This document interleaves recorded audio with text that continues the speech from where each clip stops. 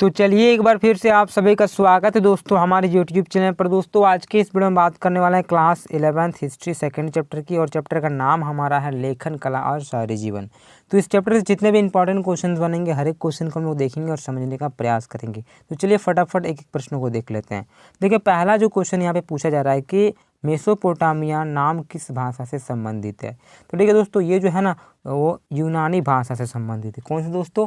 यूनानी भाषा थे। सारे प्रश्न इंपॉर्टेंट है, एक एक करके आप कॉपी में लिख के रख लें, ठीक है। चलिए सेकंड क्वेश्चन की बात कर सकते हैं। यहाँ प्रश्न पूछा जा रहा है कि मेसोपोटामिया नाम यूनानी भाषा के किन दो शब्दों से मिलकर बना है।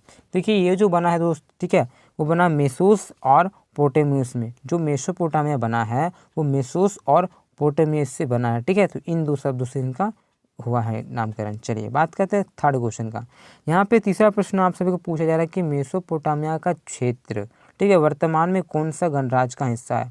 तो हम लोग अभी वर्तमान में अगर बात कर सकते हैं, ठीक है, अभी जो है तो मेसोपोटामिया अभी जो पड़ता है वो इराक में पड़ता है। तो कौन सा देश में दोस्तों? इराक देश में भी पड़ता है, ठीक है। इसको आप याद में रखिए। चलिए बात करते हैं अगला प्रश्न की। चौथा प्रश्न पूछा गया है कि मेसोपोटामिया की सभ्यता क्यों प्रसिद्ध थी।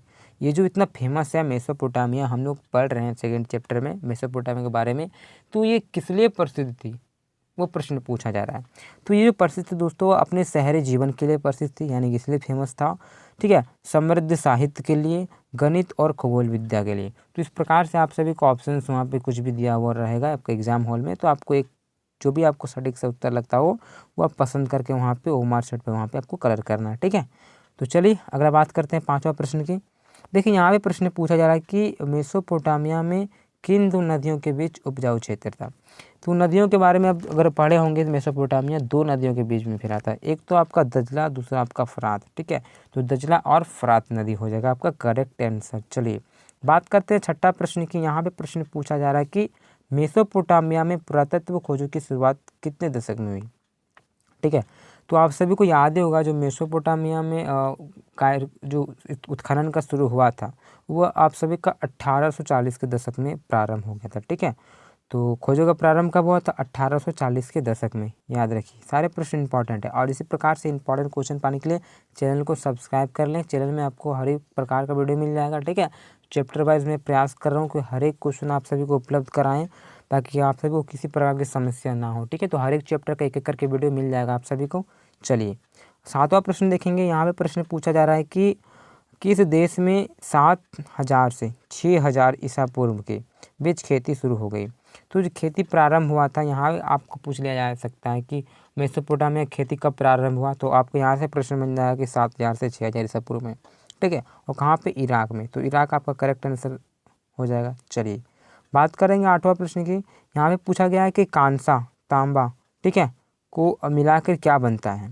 तो वो जो बनता है वो रांगा बनता है, ठीक है, जिसे हम लोग टीन बोलते हैं, ठीक है। जो कांसा और तांबा जो मिलता है वो क्या बनता है? रांगा बनता है। चलिए आगे देखिए 9वां नंबर प्रश्न है। क्या पूछा जा रहा है कि मेसोपोटामिया में किस चीज़ का अभाव था, यानी कि कमी था।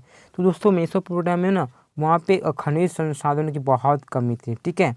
तो किसका कमी था दोस्तों? खनिज संसाधन का बहुत कमी होता था वहाँ पे। चलिए जो बच्चे चैप्टर को अगर पढ़े हैं तो आपके लिए प्रश्न कुछ भी नहीं है, एकदम आसान है। चलिए अब वीडियो को 1 से 2 बार देखें ताकि आप सभी को और भी डीपली पता चल जाए। 10वां प्रश्न बात करेंगे। पूछा है कि मेसोपोटामिया में जो पहली पट्टिकाएँ पाई गई हैं, ठीक है, वो लगभग कब की हैं। तो आप सभी को पता ही होगा कि मेसोपोटामिया क्या है, लोग पट्टिकाओं पे लिखते थे, मिट्टी की पट्टिकाओं पर लिखा करते थे। तो पहले जो पट्टिका पाई गई हैं वो कब की हैं। तो 3200 ईसा पूर्व जिसे हम लोग बीसी भी बोलते हैं, आपको पता ही होगा, बिफोर क्राइस्ट। तो ईसा पूर्व और ईस्वी में आप लोग कन्फ्यूज़ ना हो। तो 300 मतलब बोल सकते हैं हम लोग 3200 ईसा पूर्व, या तो फिर हम लोग 3200 ईसा पूर्व इसे हम लोग बोल सकते हैं। चलिए नेक्स्ट क्वेश्चन की बात करते हैं। देखिए 11वां नंबर प्रश्न क्या पूछा जा रहा है कि मेसोपोटामिया के लोग किस पट्टिकाओं के ऊपर लिखा करते थे। तो मैंने बताया आप सभी को कि वो जो लिखा करते थे ना मिट्टी की पट्टिकाओं पे लिखा करते थे। किसकी दोस्तों? मिट्टी की पट्टिकाओं पर। चलिए आगे देखिए 12वां नंबर प्रश्न पूछा जा रहा है कि मेसोपोटामिया की सबसे पुरानी ज्ञात भाषा कौन सी थी। तो अगर भाषाओं में बात कर सकते हैं उनकी पुरानी अगर ज्ञात भाषा है तो वो सुमेरियन भाषा। कौन सी दोस्तों? सुमेरियन भाषा। तो ठीक है, तो करेक्ट आंसर आप याद रखिए सुमेरियन भाषा जो सबसे पुरानी ज्ञात भाषा मानी जाती है। आगे देखिए 13वां प्रश्न की बात करेंगे। पूछा जा रहा है कि मेसोपोटामिया में 2400 ईसा पूर्व के बाद धीरे धीरे कौन सी भाषा सुमेरियन भाषा का स्थान ले लिया। देखिए सुमेरियन भाषा के बाद जो स्थान लिया वो लिया अक्कादी भाषा ने, ठीक है। तो आप याद रखिए सुमेरियन भाषा के बाद जो स्थान ले लिया वो ले लिया अक्कादी भाषा। तो इस बात को आप लोग ध्यान में रखिए। नाम कुछ ऐसे आपको लगेंगे जो कि याद नहीं होंगे, लेकिन बट आपको याद रखना है, जो कि बहुत ही इंपॉर्टेंट है। नेक्स्ट क्वेश्चन क्या पूछा रहा है कि उरुक क्या था। तो दोस्तों आपसे को याद है उरुक ना एक शहर है, ठीक है। मेसोपोटामिया जो है वहाँ का शहर है, तो आपको याद रखना है मेसोपोटामियाई शहर, ठीक है। उरुक एक शहर है जहाँ पे वरक्का शीर्ष के बारे में अगर आप पढ़े होंगे तो आप सभी को पता होगा। चलिए 15वां प्रश्न बात करते हैं। यहाँ पे बताया जा रहा है कि उर जो है ना, उर शब्द किस देवता के लिए उपयोग किया जाता था। तो देखिए दोस्तों जो चंद्र के देवता थे उसके लिए हम लोग उर का प्रयोग करते थे। तो चंद्र के देवता हो जाएंगे उर, ठीक है। उर शब्द का जो माना जाता था वो चंद्र देवता के लिए। चलिए 16वां प्रश्न पूछा रहा है कि प्रेम और युद्ध की देवी किसे माना जाता है। तो देखिए दोस्तों प्रेम और युद्ध की जो देवी है ना वो इन्नना, या तो कहीं कहीं इन्ननी मिलेगा, तो इन्नना आपका सही से उत्तर हो जाएगा। प्रेम और विलास की देवी, ठीक है, इस तरह से प्रश्न पूछा जा सकता है। तो प्रेम और युद्ध की जो देवी है ना वो इन्नना था, ठीक है। तो याद रखिए ये प्रश्न बहुत ही इंपॉर्टेंट है, बहुत सारे एग्जामों में ये प्रश्न पूछा गया है, प्रेम और युद्ध की देवी, और पेपर में अक्सर रहते हैं ये प्रश्न।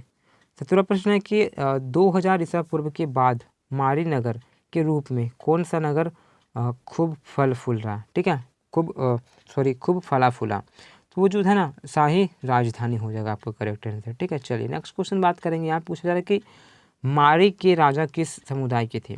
तो मारी के जो राजा थे ना दोस्तों, ठीक है, एमोराइट के थे, ठीक है, एमोराइट समुदाय के थे, एक समुदाय यहीं के थे।